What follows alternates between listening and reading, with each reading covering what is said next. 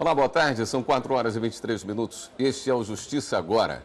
O Supremo Tribunal Federal retomou hoje o julgamento sobre a prerrogativa de foro, o alcance do foro por prerrogativa de função. Nesse momento, a gente está no intervalo da sessão do Supremo Tribunal Federal e a repórter Carla Lucena traz as informações sobre a pauta do dia.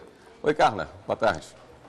Olá, William. Boa tarde para você, boa tarde a todos. É isso mesmo. Então, o plenário hoje retomou o julgamento sobre o alcance do foro por prerrogativa de função em crimes cometidos por parlamentares. Relembrando que esse julgamento começou em maio do ano passado.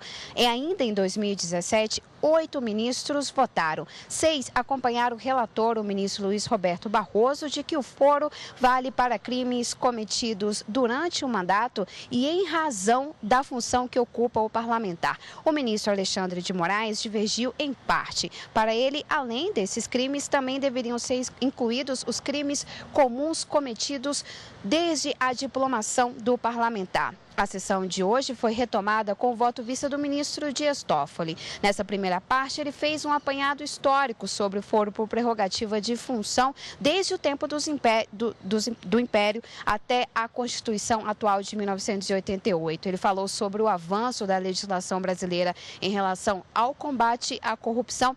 O julgamento foi interrompido para o intervalo regimental. Na volta, o ministro Dias Toffoli deve concluir o voto e, em seguida, voltam os ministros Gilmar Mendes e Ricardo Lewandowski. A cobertura completa da sessão plenária de hoje você acompanha logo mais no Jornal da Justiça, segunda edição. Volto com você, William. Obrigado, Carla. Advogados e representantes da Defensoria Pública se reuniram hoje com a presidente do Supremo Tribunal Federal e do Conselho Nacional de Justiça, a ministra Carmen Lúcia. O assunto foi a ação que trata da prisão em segunda instância.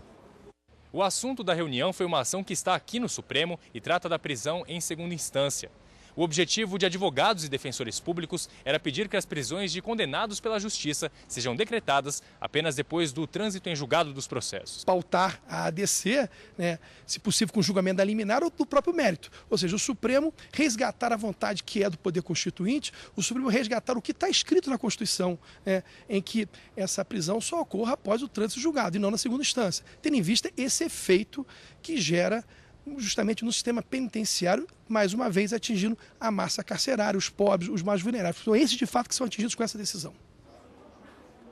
As eleições gerais são daqui a 5 meses. Muita gente ainda não resolveu suas pendências com a Justiça Eleitoral. Veja alguns prazos importantes na reportagem de Ana Carla Mourão. Como eu faço para tirar meu título de eleitor pela primeira vez? Primeiro tem que ficar atento ao prazo e anotar a data, 9 de maio, na agenda. Depois desse dia, não vai ser permitido tirar o título de eleitor para votar nas eleições de outubro. Então é melhor agilizar, juntar rápido todos os documentos necessários. Ele tem que procurar o cartório eleitoral, munido de um documento oficial de identificação, um comprovante de residência e, exclusivamente no caso dos homens que nunca tiraram o título, o certificado de reservista. São mais de 146 milhões de eleitores.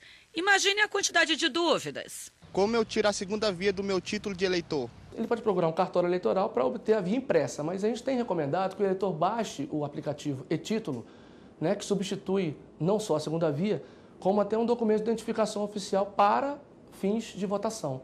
É o primeiro documento relacionado na resolução do TSE que permite o eleitor votar, ou seja, ele pode votar demonstrando apenas o e-título. O seu título de eleitor fica no celular, não precisa correr, pegar senha, documentos, enfrentar fila e muito menos se preocupar com prazos.